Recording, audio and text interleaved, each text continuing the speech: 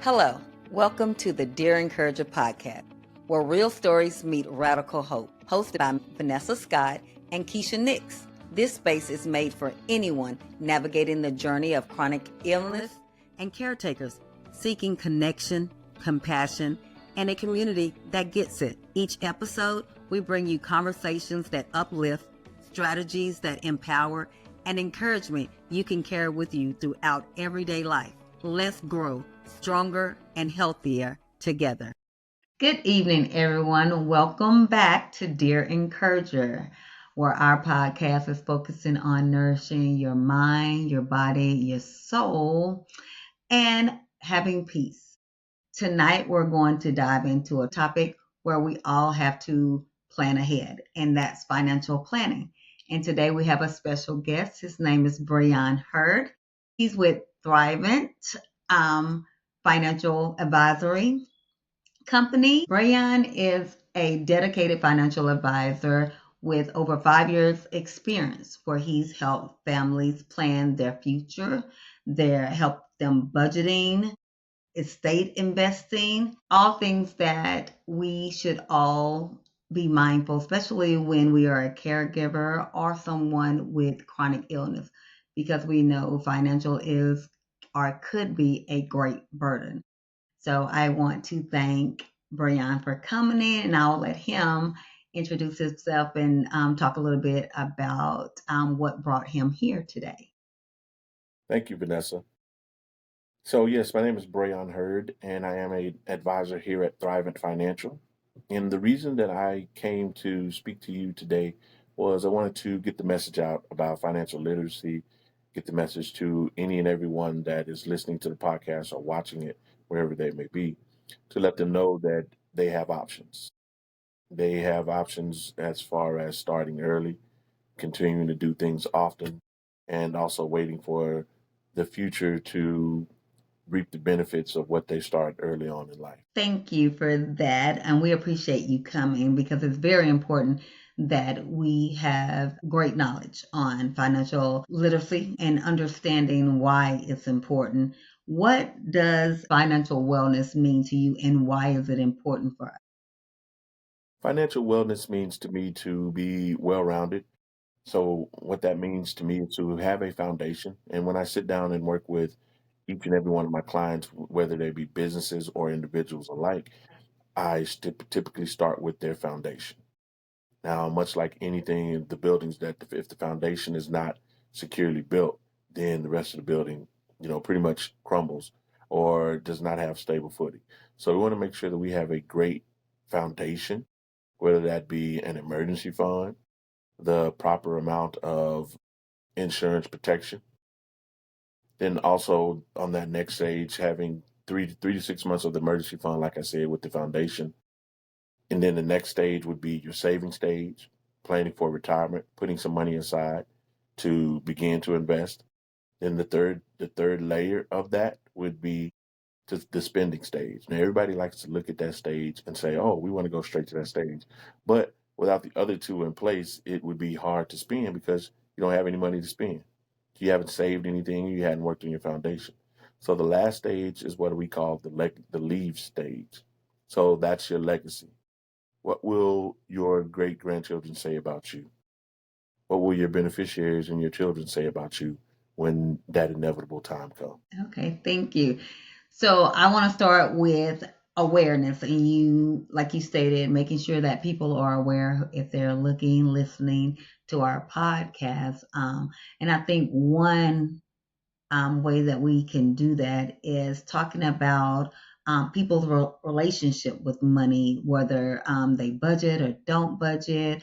I know sometimes I can do emotional spending, just helping us understanding how those things can affect us if we don't take care of those properly. hmm And you're right. We all have a tendency to emotional spend.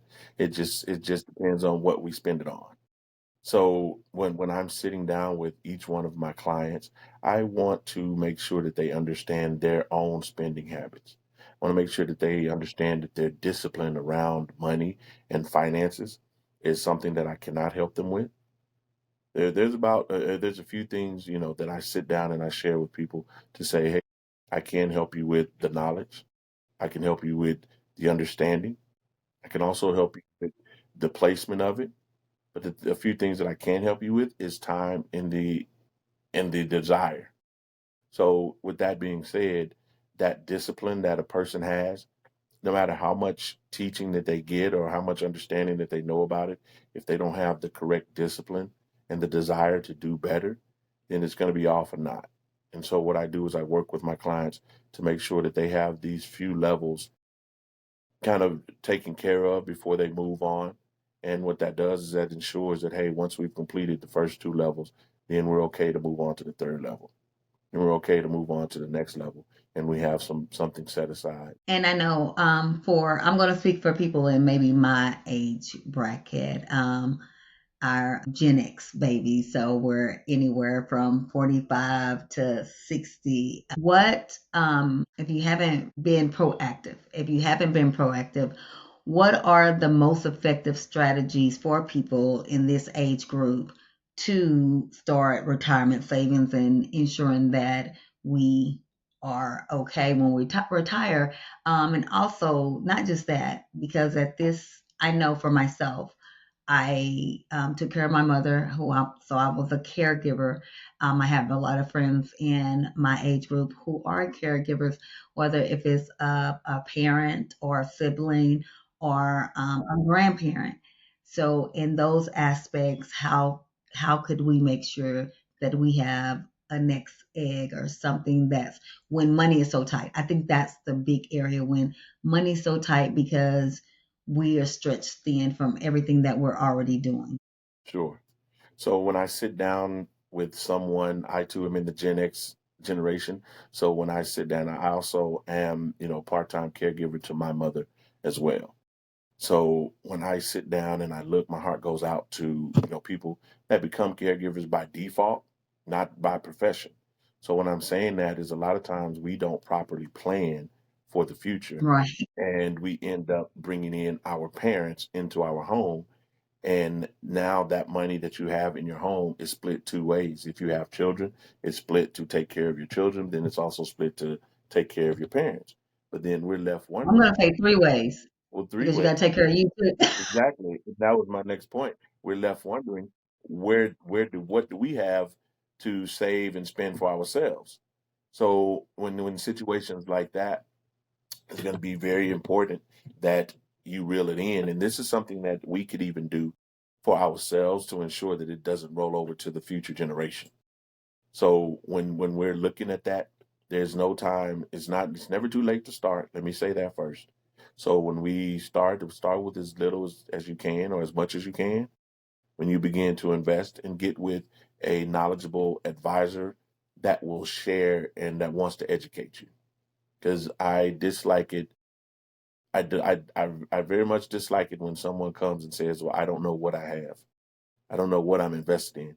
So I spend my time trying to educate, my clients on what it is they're invested in and how it works. Because a rule of thumb is if you don't understand it, then you shouldn't be investing in it. So Well, I'm going to say, how can you help people? Like, I know for myself, I have a regular job. So I've invested in that and I put money in different avenues and I put it there and I leave it. How's it important to make sure that we are aware, as you just said, to invest? And how do I go back and say, hey, you know what? I know where do I find that information? How can we help people? I know what company I invested with. I know who was my financial advisor because they came to my job and said, hey, do this, that, and the other. And I guess I should say, because I do, I'm going to admit when they send us those packets in the mail, I'm being honest. I don't please want to do. go through all of that. I don't want to read all that. I look and see how much money's still in there, and and I toss it. But now that it's getting closer to that time, and I'm starting to look, and I'm like, okay, maybe I should have taken this money out over here and put it over here. So I guess making sure how can you help us change that mindset where we do want to know because I'm gonna be honest. I want to make sure I paid you. I want to make sure that you take care of me, and I ain't got to look at it. But just changing that mindset because I do know everyone isn't as honest and upfront and as helpful with many of us. So making sure that we also take that time out to be knowledgeable to a certain degree. I don't want to be an advisor or anything, but just knowledgeable that I know what I'm doing with my money. So the way that the layman person can be assured is just ask questions. Get with your advisor, and if they're not great at explaining to you, seek a second opinion. I mean, we don't just go to one doctor for the rest of our lives. We have different doctors for different specialties. So if you're looking for tax preparation, you go to a CPA. If you're looking for someone to help you get a better handle on your money, then you would go to a financial advisor. So when you're sitting down and you're looking for advisors, like I said, education is number one with me, educating my people on what they have. And if you bring statements to me, I'll look those statements over and I'll be able to share with you what type of account you have, the interest rate that you're getting at this point in time, and also what it looks like projected for the future. So those are things that people like you said that, hey, I may not have as much working life left, but I want to make sure that I don't run out of money at the end of my working life when I choose to retire. So these are the all situations that I sit down in my everyday practice with my clients, and I prepare for that, and I help them plan for that. And as you heard me say in the beginning, I like as many options as possible, and I'm sure you and many other people would love to have several different options when it came time to retire and invest and plan for their future. But if we don't do that, then we're getting rid of our options by default, and we don't even know it. Yes. So, with you saying that and knowing our options, how is the best way to balance growth and risk at our age? Because I know a lot of times people will say, hey, you have to, because now you're this age and you only have so many years to retirement, we got to go out there.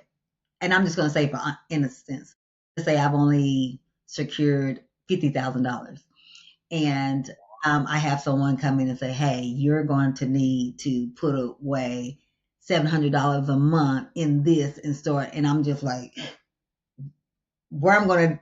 How am I going to take $700 from my household?" Hmm. So, what are some ways that we can balance that? Because I know that growth and that risk, and have a balance. Okay. So to have that balance that you're seeking, just keep in mind everyone is different. So you may be more moderate investor. I may be more of an aggressive investor. So we could be essentially the same age, but I like more risk. You, on the other hand, might not. So that's one thing when I'm sitting down and working with my clients is I find out what their risk tolerance is, and there are many different ways that you can invest. You can put them in asset allocation funds. There are funds, there are target date funds. There's real estate that they can invest in. There's many, many different ways to invest, which is why I said I want to make sure that my clients understand what they are investing in and what product that they have. Because at the end of the day, you're going to feel better once you know what you're doing. Once you have a handle on where your money's going each month, you're going to feel a little better than versus I'm just getting rid of $700 a month and I don't know what it's going for. But if we earmark that 700 for Vanessa's retirement, and at the end of retirement it'll be said number or close to it, then I think you'll have a better understanding of it, or you'll feel a little better about putting that 700 in the account because there's a goal that you're trying to meet. And you're also trying to have as many options as possible in retirement. Okay, thank you for that. And yes, so now that we've gotten to retirement and we know about that and investing and making sure that we're properly planning on that so we can be secure, I want to just shift a little bit on something that many of us don't discuss, and that's estate planning for the inevitable. But making sure that we're prepared because a lot of times we don't want to think about it, we don't want to talk about it, but estate planning is very important and vital to our family's future. Yes. So, how would you go about helping us understand that and what we can do, the first steps we can take in estate planning? Sure. So the first steps in estate planning when I'm working with the client is I share with them, I have a list of attorneys that I could send someone, but I share with them, get with an attorney, draw up a will. Now the will is going to say everything that you want to be executed. And a lot of people stop there, and that's good enough. But a lot of people say, "Well, I have considerable assets that I want to make sure that child number one receives versus child number two." And there's no shade to anyone that divvies it up that way. But let's say, well, we want to go a step further and we want to put our assets in a trust. So there are a few ways to kind of garnish, how you want your estate to look in the event that you pass away. So when I'm sitting down, I make sure that someone gets with an attorney, draws up a will, and then they can put that will inside of the trust. And then what happens with that trust is the trust executes everything that this person says to the T. So there are two different types of trust. There's a revocable and irrevocable. Now, the difference between those two types is one is while you're living, the other one is ironclad and it cannot be changed. So the revocable can be changed, but the irrevocable cannot be. Okay. When you say you said the trust, can you explain, so the trust, how's that different from the will? So what we say, much like the trust, kind of trumps the will. So a lot of Okay. times we share that the trust, you can execute orders from the grave. So, and Okay. I use this all the time. If any one of your listeners have watched Power, it is a great show. So if you've seen it yourself, there's a character on there, Jamie, and what he did when he passed away, he had all of his money going to his son, but he had it in a trust. And his son was not to receive any amount of that money unless he did certain things that Jamie wanted him to do. So one of the things that he wanted him to do was to go to college and get his degree. So essentially, his son was to live, without the inheritance until he obtained his college degree. So I'm not saying that for everyone to put that in their trust, but those are just specific things. For instance, if you wanted to make sure that your loved one received $2,000 a month and made sure that pot continued to stay intact, then you could also just say, well, I want to make sure that this person receives $2,000 a month because they may not be great with money, but I also want to make sure that I take care of them. So that's all a trust is. It just trumps the will, and Okay, it, so I was it going to keeps say, you out of so reach. the will is more like that's our base, The will is and your base. then The will just kind of gets you in the door. Yes, ma'am. our trust is the execution of Trust the gets the plan. Yes, ma'am. And here's another thing to note that a lot of people, if they don't have a will or a trust, then their money will go to. Then how many of you like to pay taxes? I don't, but their money will go to probate, which means it will go to court, and court will get to decide. And what happens is once it goes to court, they'll now take a third of it. So now you're splitting your assets with your beneficiaries or your remaining people, loved ones in your family, and you're going to split a third of that with the court systems, which they haven't worked for any of your assets. So let's do the right thing. And if you feel like you don't have enough assets, then start with a simple will. And if you do have considerable amount of assets, you could begin it with a trust. We have a trust department here at Thrivent that will walk you through every step of what you need to get done. That's very good to know, because I think that's some of what people think, or believe, that, well, I don't have enough for a trust, or I don't believe, they look at a dollar amount and say, I'm not in this certain class, or I don't have this sufficient amount of money, so I don't need that. So I think it's important for us to understand that it's a great asset for all of us to Yes, it utilize is. for our family to secure them and what Right. we would like to happen. Another thing I want to ask you to explain or help us understand, how important or vital is it to incorporate our tax into our estate planning and retirement plans, how would we do that if we were to incorporate that? Again, it's important to incorporate how much taxes you would be paying later on in life, because just like with the example earlier, that is, you're giving the government one third of your finances. So having just simple beneficiaries on your accounts, your checking account, savings account, even life insurance policies or what have you, is a game changer, because now you can keep that out of probate. The money just goes over to your beneficiaries without having to go to probate. So when you're saving for the least the most tax efficient ways, I sit down with clients as well to work out what is the best tax way that I can maximize my money. But then also, again, no one likes to pay taxes, but pay as little taxes as possible. So we have different strategies that we work with everyone on, and everybody's at different levels. Okay, thank you. And my last question for you is basically this is a piece of mind, and it's how does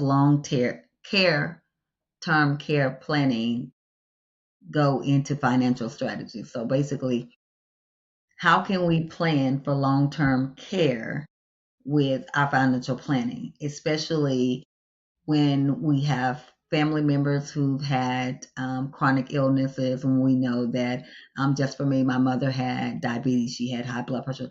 So those are diseases that I want to make sure that I'm careful about making sure that I'm taking care of myself. But in the case that I do end up having one of these sicknesses, how can I ensure that I plan successfully Hmm. to not put it be a burden on my Sure, children or loved ones if they have to take care of?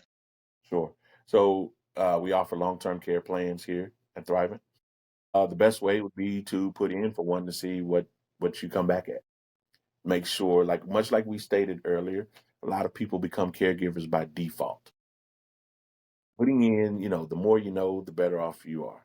So if you're just putting in, say, hey, I just want to see what I come back at, not, and then also making sure that if you do get approved, that you're paying into that, because there are many different options than there were before.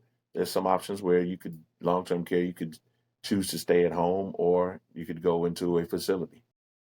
Now, a lot of people, if they had that option to stay at home, I'm sure they would love to stay at home versus going to stay with a child or a sibling. So these are options, and like I said, the best thing would be is to get with myself and let's put in for long term care just to see what we come back at. And it's at no cost to you in the beginning, but just to see your options.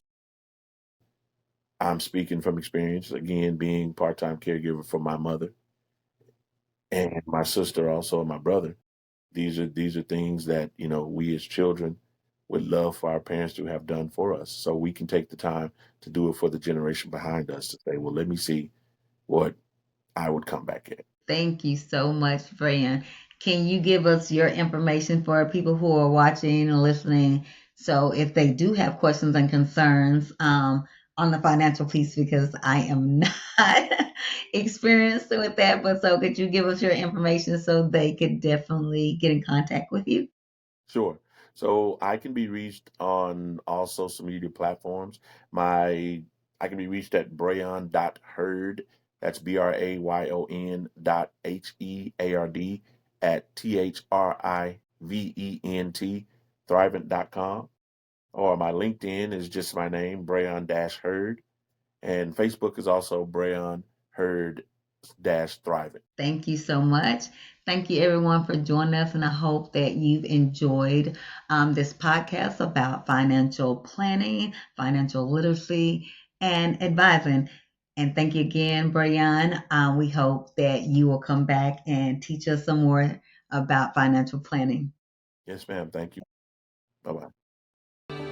Thanks again for tuning in to Dear Encourager. We hope today's episode brought you comfort, strength, and a reminder that you're not alone. Your support helps us grow this space of hope and healing, one listener at a time.